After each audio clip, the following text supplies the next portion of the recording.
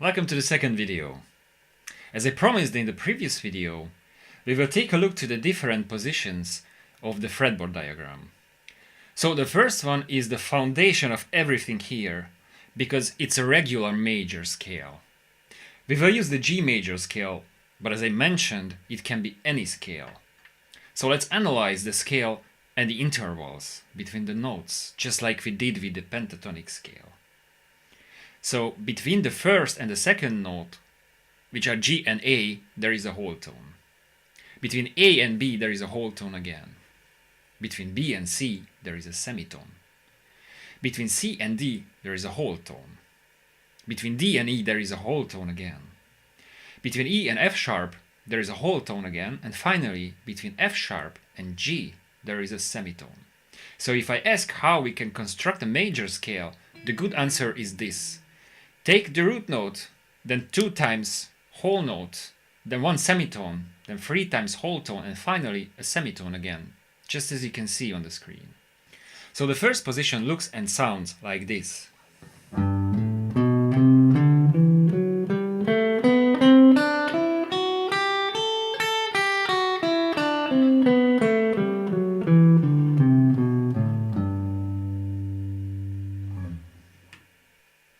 You can see the fingering on the diagram indicated with small numbers inside of the circles. So in order to get the second position, we shift the scale with 1 whole tone. Since, like I mentioned, between the first and second notes, there is a whole tone, which means 2 frets. Now realize that this is still the same G major scale, but this time I started from A. So the second position looks and sounds like this.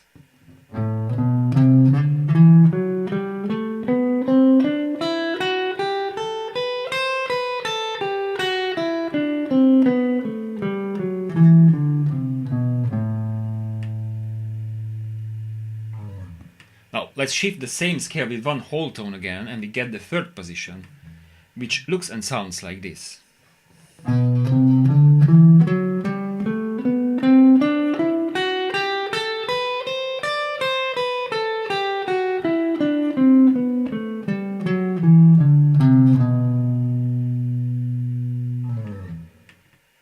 Now this is important to mention that there is no point to shift the scale to the next note, which is C, because in this shape we have the same position.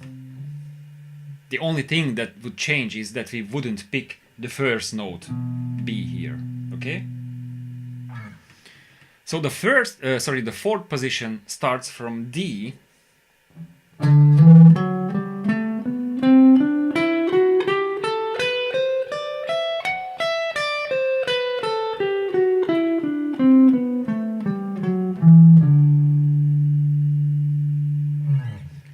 And finally, the fifth position starts from E.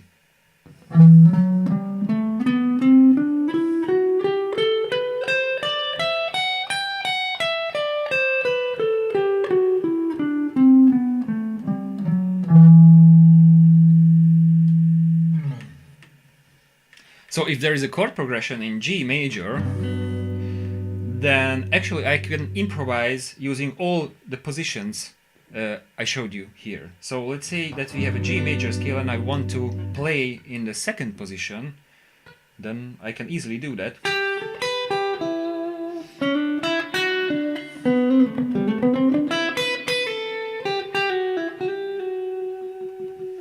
Or another example could be still over a G major using the fourth, for example.